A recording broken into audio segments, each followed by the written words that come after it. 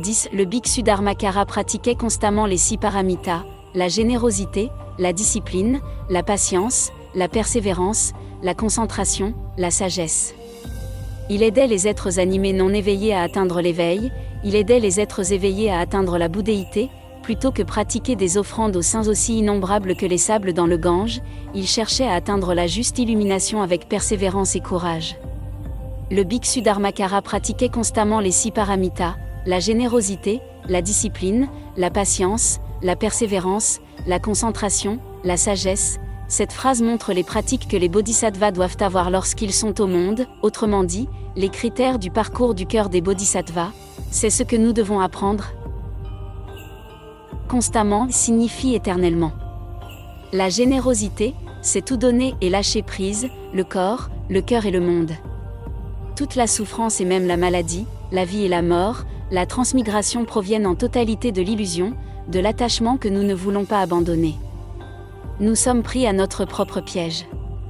Il faut donc laisser l'inquiétude, les soucis, l'ennui, l'illusion, la discrimination, l'attachement dans l'intention de pratiquer la générosité.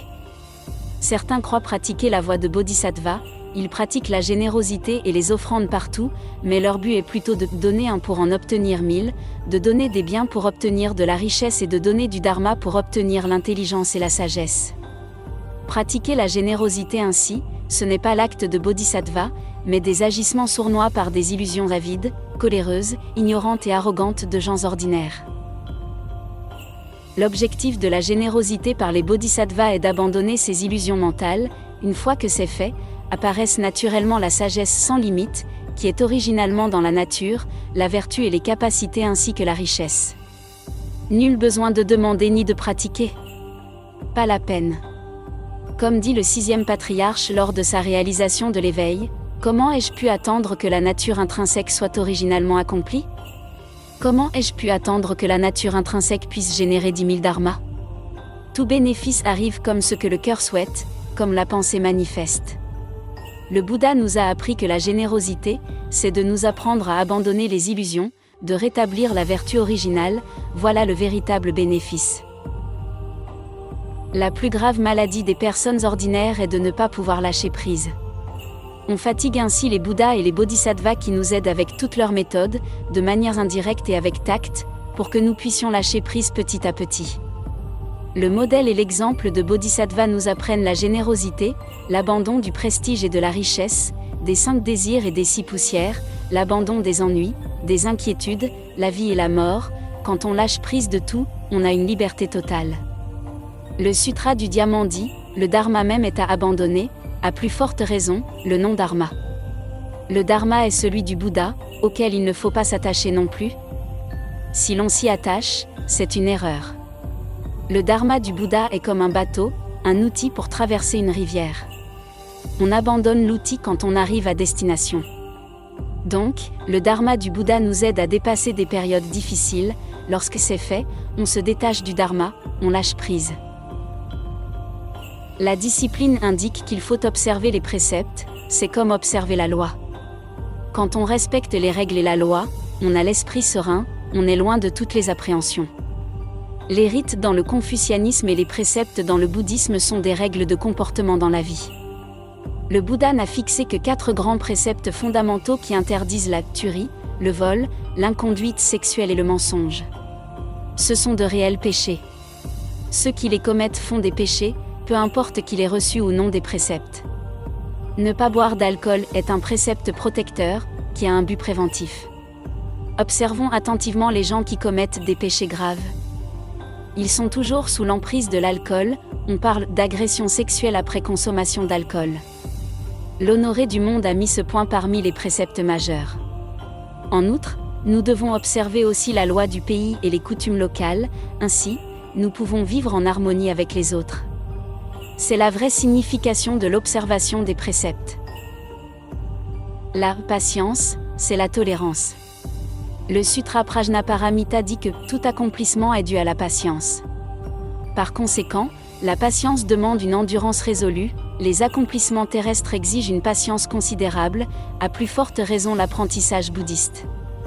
On doit être capable de pratiquer la patience. Quand on est patient, on peut garder l'esprit tranquille, le cœur serein et ses capacités continuent à grandir.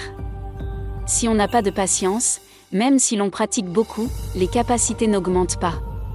La patience nécessite effectivement des efforts, elle est le prérequis pour avoir la concentration du CHN, la diligence, JNG Jin, Jin veut dire avancer, JNG désigne ce qui est pur et limpide. Nous voyons beaucoup de pratiquants faire des efforts considérables mais leur diligence n'est pas bien ciblée, ils apprennent beaucoup et mélangent tout, ils restent loin de l'accomplissement. Si l'on centre la diligence sur une porte du Dharma, l'accomplissement est vite atteint. Prenons un exemple, si une personne n'apprend qu'un sutra, elle aura pas mal d'accomplissements en un an, une autre personne apprend 10 sutras en même temps, elle a certainement moins d'accomplissements en un an que la personne qui n'apprend qu'un sutra. Quelqu'un s'est appliqué à apprendre sutra, par exemple le sutra Amitabha, pendant 10 ans. Après 10 ans, peu importe où il va, les gens disent en le voyant, le Bouddha Amitabha est venu, vous êtes l'incarnation du Bouddha Amitabha. Si une personne apprend pendant 10 ans le sutra du Bodhisattva Ksitigarbha, elle devient le Bodhisattva Ksitigarbha. Si une personne apprend le chapitre de la porte universelle pendant 10 ans, elle devient le Bodhisattva Avalokiteshvara. Le problème est que nous voulons nous focaliser sur une seule chose. Nos contemporains préfèrent des connaissances étendues, c'est un faux concept, une pensée faillible, qui ne les conduit absolument pas au succès. Comme j'ai été un peu dans la lignée des professeurs, j'ai suivi l'enseignement d'un professeur. Malheureusement, je n'ai pas tout suivi. Si j'avais tout suivi, j'accomplirais bien plus que maintenant, je le regrette. J'ai appris 5 sutras pendant 10 ans sous la direction du professeur Eli, qui m'a bien indiqué que si je ne connaissais pas bien le premier sutra, je n'avais pas le droit d'aborder le deuxième. Mais que veut dire bien connaître ? C'est le professeur qui donne le feu vert, sans lequel on est obligé de continuer à apprendre le même sutra. Comme dit un proverbe chinois, si on n'écoute pas les personnes âgées, on souffre très vite de désavantages. Les jeunes ont peu d'expérience et se laissent aller à leurs impulsions. Ils ne font pas confiance aux expériences des personnes âgées, alors ils souffrent de désavantages. La concentration signifie que l'on est maître de ses décisions sans être dérangé par l'environnement extérieur. Précisément dans la méthode d'invocation du nom du Bouddha, on est imperturbable, le cœur est pur. La sagesse, c'est être raisonnable, cela ne concerne pas l'intelligence terrestre.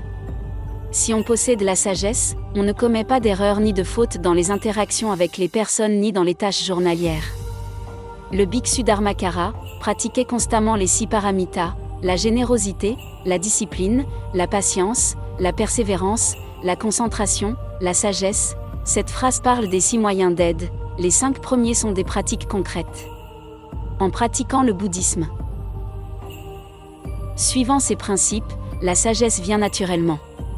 Comment l'apparition de la sagesse se manifeste-t-elle ? Dans la vie quotidienne, ces 6 principes sont les critères de comportement des bodhisattvas. Si on considère leur générosité, ils donnent sans s'attacher aux apparences de la générosité, à la vacuité des 3 choses, vacuité de la personne donneuse, de la personne récepteur et l'objet donné, NDT, c'est de la sagesse. En ce qui concerne l'observation des préceptes, on ne s'y attache pas, ce sont les critères naturels de la discipline. La sagesse se manifeste dans la pratique des choses quotidiennes, tout comme la patience, la diligence. Et la concentration du Chan veut dire quitter la souffrance et acquérir la vraie joie. Il aida des êtres animés non éveillés à atteindre l'éveil. Nous cherchons toutes les solutions possibles pour que les gens sans contact avec le bouddhisme, sans compréhension du bouddhisme, entrent en contact avec le bouddhisme et connaissent le bouddhisme. Il aidait les êtres éveillés à atteindre la bouddhéité, les gens qui ont déjà commencé le bouddhisme, qui ont déjà cultivé un grand cœur de bodhi et cherchent à s'accomplir rapidement dans leur pratique, on les aide à s'accomplir dans cette vie avec la méthode d'invocation du nom du Bouddha. Plutôt que pratiquer des offrandes aux saints aussi innombrables que les sables dans le Gange, ils cherchaient à atteindre la juste illumination avec persévérance et courage. Cette phrase est très importante. Sur cette terre, la plupart des gens cherchent plutôt le bonheur en pratiquant tous les jours des offrandes pour avoir du bonheur, de la longévité et de la richesse. Le Bouddha dit que c'est encore mieux de chercher à renaître à la terre pure par son désir constant, sa confiance et sa diligence courageuse et vigoureuse. Après cette renaissance à la terre pure, on devient Bouddha en une vie. Les offrandes au Bouddha et au Bodhisattva apportent énormément de bonheur. Mais de nos jours, nous ne pouvons plus faire d'offrandes au Bouddha, ni au Bodhisattva dans la réalité, nous ne voyons même pas les aras, les srotapanas. Aujourd'hui ce sont à des images de Bouddha ou de Bodhisattva que nous faisons des offrandes. Cela procure-t-il du bonheur? Cela dépend de comment on fait ces offrandes. Les offrandes sont des manifestations du Dharma. Par exemple, quand on fait une offrande de fleurs devant la statue de Bouddha, ces fleurs représentent des causes. Elles fleurissent d'abord et puis portent des fruits, une offrande de fruits représente des récompenses. L'offrande de fleurs nous rappelle la croyance et le vœu d'invocation du nom du Bouddha, c'est la pratique de la cause, renaître à la terre purée. Fréquenter le Bouddha Amitabha en est le résultat. Faire des offrandes comme ceci apporte du bonheur. L'offrande la plus simple est un verre d'eau.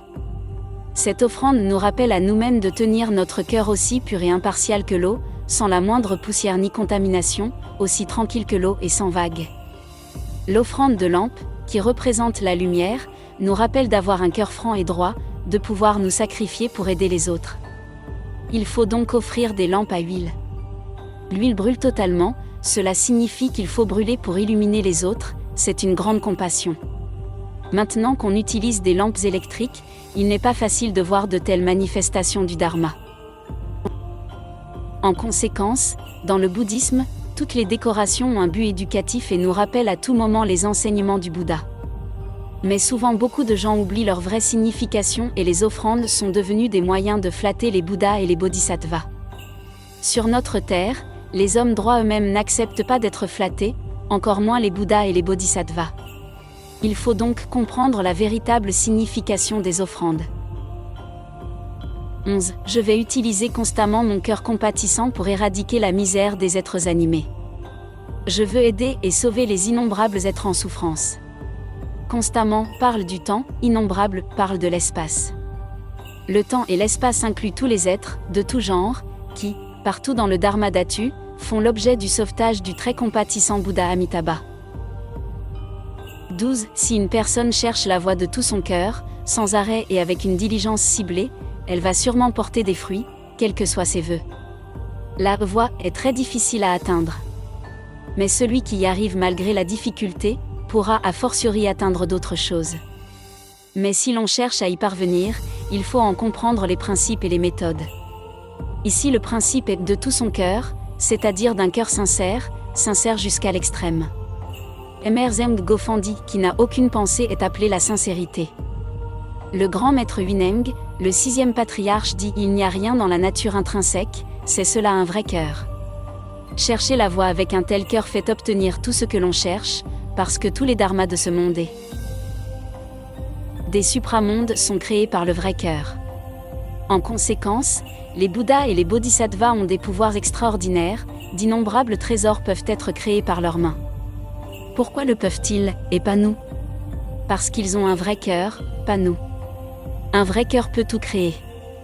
Même les environnements richement ornementés et les beaux êtres des 10 Dharmadatus sont créés par le vrai cœur. C'est pour cette raison qu'un sutra du grand véhicule dit que toutes les créations dans tout le Dharma sont conçues par le cœur seul, engendrées uniquement par la conscience seule. Les êtres à la terre pure de l'Ouest font apparaître des habits lorsqu'ils pensent aux habits, de la nourriture quand ils pensent à la nourriture, parce que leur cœur est pur. Un cœur pur est un vrai cœur. Aujourd'hui nous avons trop d'illusions, de discrimination, d'inquiétude et d'attachement, nous n'avons pas de vrai cœur. De tout son cœur est essentiel, dans la pratique et l'apprentissage du bouddhisme. Il faut abandonner ces illusions, ces discriminations et ces attachements, ensuite le vrai cœur se manifeste naturellement. Il est vrai que, dans le bouddhisme, on peut obtenir tout ce que l'on souhaite. Sans arrêt avec une diligence ciblée, c'est la méthode pour réaliser ses souhaits.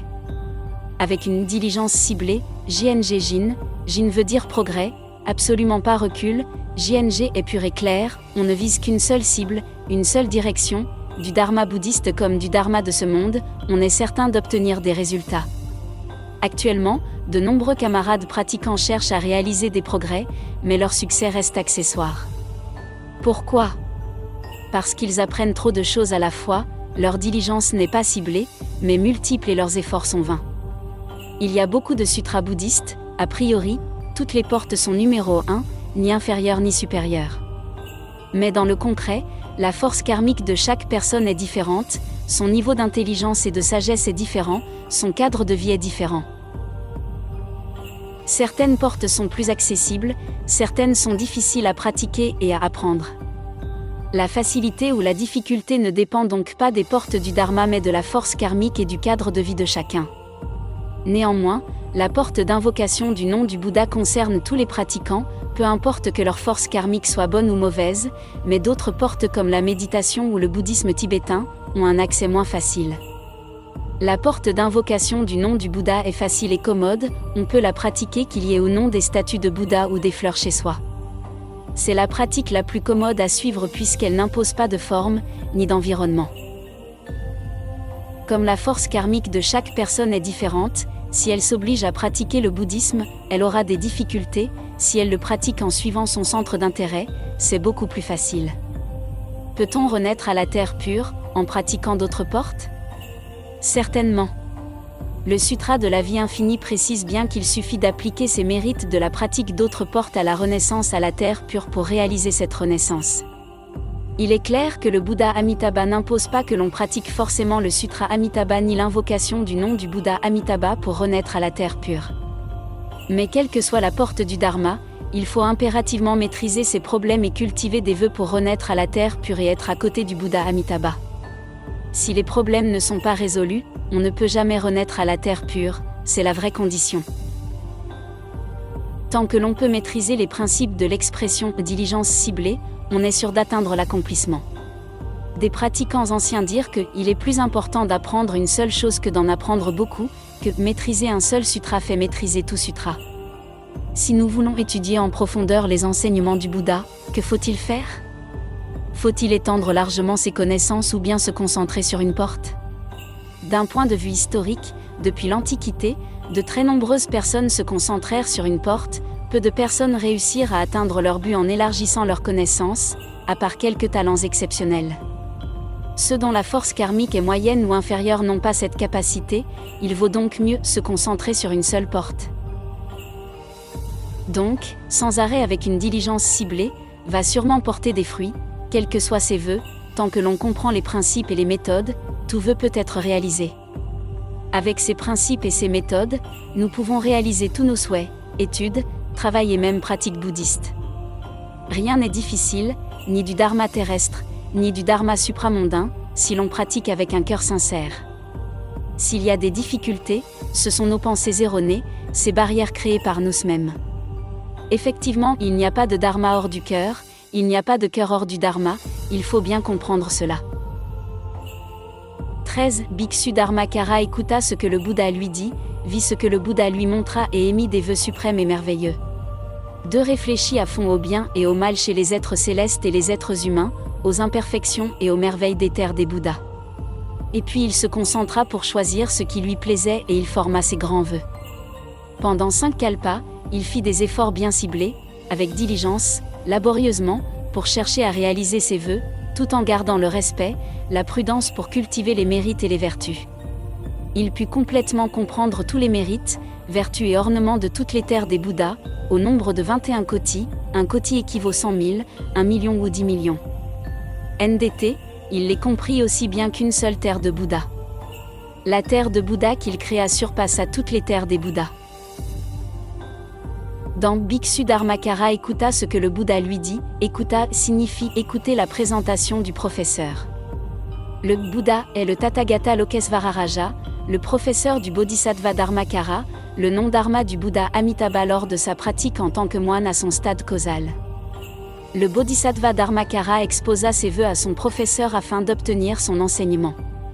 Quand un élève a de bons vœux, de grands vœux, un professeur l'aide et le fait toujours réussir de tout son cœur et de toute sa force. C'est pour cela que le Tathagata Lokesvararaja non seulement lui explicita mais aussi, avec sa force divine, lui fit voir bien clairement les mondes de tous les Bouddhas des 10 directions. Au début du Sutra des contemplations du Bouddha vie infinie, la reine Vedui subit des changements familiaux radicaux, son fils veut tuer son père, nuire à sa mère et s'emparer du trône. Dans cette situation catastrophique, alors qu'elle se décourageait, Elle demanda au Bouddha Sakyamuni de lui indiquer des mondes plus sûrs et meilleurs pour y renaître. Le Bouddha Sakyamuni ne lui présenta pas l'un ou l'autre monde, mais tous les mondes des Bouddhas dans les 10 directions pour qu'elle puisse choisir elle-même. C'était la même méthode que celle que le Tathagata Lokresvararaja utilisa pour le Bodhisattva Dharmakara. La reine Vedui choisit la terre pure de l'ouest du Bouddha Amitabha et le Bouddha Sakyamuni lui apprit les méthodes pour atteindre la renaissance à la terre pure. Voilà le sutra des contemplations du Bouddha vie infinie. Le Tathagata Lokesvararaja exposa alors toutes les terres des Bouddhas des 10 directions devant le Bodhisattva Dharmakara, qui regarda tout et émit des vœux suprêmes et merveilleux. Au bien et au mal des êtres célestes et des êtres humains, aux imperfections et aux merveilles de ces terres des Bouddhas. C'est veut dire toutes les terres des Bouddhas des 10 directions, les êtres célestes sont dans la voie céleste, les êtres humains sont dans la voie humaine. Les êtres dans les 6 voies des toutes les terres des Bouddhas des 10 directions sont soit du bien soit du mal, cela dépend de leur environnement et de leur situation. Le monde de la terre pure ne sort pas de l'imagination du Bouddha Amitabha, ni de son idéal, mais du fait qu'il vit beaucoup de terres des Bouddhas. En réalité, énormément de différences existent entre elles, certaines sont merveilleuses, certaines ont beaucoup de défauts. Les imperfections et les merveilles de ces terres des Bouddhas désignent l'environnement matériel, les imperfections parlent d'un environnement très mauvais, les merveilles parlent d'un environnement excellent. Quand les environnements sont différents, c'est que les causes avec lesquelles les êtres créent leur karma sont différentes, du coup ils obtiennent des résultats différents. Ces principes et ces faits ont été bien compris par le Bodhisattva Dharmakara. Il réfléchit à fond. Et puis il se concentra pour choisir ce qui lui plaisait et il forma ses grands vœux. Comment se construisit la terre pure ? Bodhisattva Dharmakara visita et observa partout en prenant exemple sur les qualités et en supprimant les défauts. En d'autres termes, le monde de la terre pure est un concentré des merveilles de tous les mondes des Bouddhas des 10 directions. Il émit le premier des 48 grands vœux, après avoir vu que dans les mondes des 10 directions il y avait partout les 6 voies, surtout les 3 voies du mal, qui étaient trop douloureuses. Il émit donc ce premier grand vœu que dans son futur pays il n'y aurait pas les 3 voies du mal. Les Chinois disent souvent lire 10 000 volumes de livres et parcourir 10 000 lits, un lit égale à 500 mètres, NDT. Écouter les sutras, c'est comme lire des livres et voir tous les mondes des Bouddhas équivaut à parcourir 10 000 lits. Le Bodhisattva entendit de ses propres oreilles et vit de ses propres yeux, ses connaissances et sa sagesse sont donc vraies. Avec des connaissances et des expériences aussi riches, il put choisir de construire son propre monde. Voilà les conditions pour accomplir le monde de la terre pure. Les conditions de la terre pure sont différentes de celles de tous les autres mondes des Bouddhas parce que celles-ci sont complexes, impures et que le bien et le mal s'y mêlent. Dans le monde de la terre pure, il n'y a que des dharmas purs et bons. Le but était de fournir un environnement de pratique et d'apprentissage merveilleux, un meilleur environnement de pratique et d'apprentissage à donner à tous les êtres qui émettent véritablement les grands vœux bodhi et qui veulent en finir avec la vie, la mort et devenir Bouddha en une seule durée de vie. Pendant 5 kalpas, il fit des efforts avec une diligence ciblée et laborieusement pour chercher à réaliser ses vœux, tout en gardant le respect, la prudence pour cultiver les mérites et les vertus. Il fit des efforts avec une diligence ciblée et laborieusement indique qu'il faut se concentrer dans sa diligence, être laborieux et faire beaucoup d'efforts. Pour chercher à réaliser ses vœux, c'est explorer quels sont les dharmas du bien et ceux du mal, il faut bien les voir clairement, et puis arrêter tout le mal et pratiquer tout le bien. Tout en gardant le respect, la prudence, nous devons avoir du respect envers tous les gens, toutes les tâches et tous les objets, un cœur respectueux est un vrai cœur. Cultiver les mérites et les vertus, c'est corriger ses fautes et appliquer ce qu'on apprend dans la vie. Pendant 5 kalpas désigne la durée de sa pratique et de la formulation de ses vœux. Il y a plusieurs manières de mesurer les kalpas, les plus connus sont les kalpas croissants et décroissants. Le Bouddha parla des êtres humains du monde de Saha, quand la longévité humaine était au niveau le plus court, leur espérance de vie étant de 10 ans. Ce monde était en grande souffrance. Tous les 100 ans, l'espérance de vie augmentait d'1 an, jusqu'à 84 000 ans, et puis, à partir de 84 000 ans, tous les 100 ans, l'espérance de vie diminuait d'1 an, jusqu'à 10 ans. La période durant laquelle il y a une augmentation et une diminution s'appelle un petit kalpa. 20 petits kalpas forment un moyen kalpa, 4 moyens kalpas font un grand kalpa. Quand des sutras Mahayana parlent des kalpas, ce sont de grands kalpas. Bhikshu Dharmakara pratiqua si longtemps pour prendre véritablement les qualités de toutes les terres des Bouddhas et abandonner tous leurs défauts. Il put comprendre totalement tous les mérites, vertus et ornements de tous les terres des Bouddhas au nombre de 21 kotis, il les comprit aussi bien qu'une seule terre de Bouddha. La terre de Bouddha qu'il créa surpassa toutes les terres des Bouddhas. 21 n'est pas un chiffre effectif, il symbolise la plénitude. Dans le Sutra Amitabha, 7 a été employé pour représenter la plénitude, il désigne les 4 directions, le zénith, nadir, centre des 4 directions. Dans le Sutra de l'ornementation fleurie, 10 est le symbole de la plénitude, compté de 1 à 10, cela fait un nombre parfait.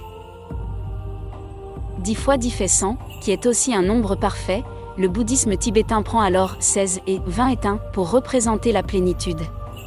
La terre de Bouddha qu'il créa surpasse à toutes les terres des Bouddhas.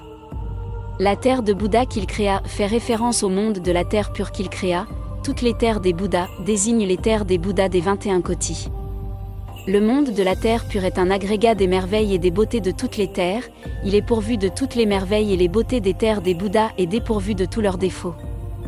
Il surpasse naturellement toutes les terres des Bouddhas, ce qui accomplit ses grands vœux. Ceci parle de la fondation de la terre pure. La condition prérequise pour renaître à la terre pure, c'est un cœur pur. Quand le cœur est pur, la terre est pure. C'est pour cela que le bouddhisme nous apprend à pratiquer les croyances, vœux et pratiques pour purifier notre cœur, une véritable croyance, un vœu sincère et un cœur concentré sur l'invocation du nom du Bouddha Amitabha peuvent maîtriser illusion, discrimination et attachement pour atteindre la pureté initiale, critère de renaissance à la terre de la résidence commune des saints et des personnes ordinaires.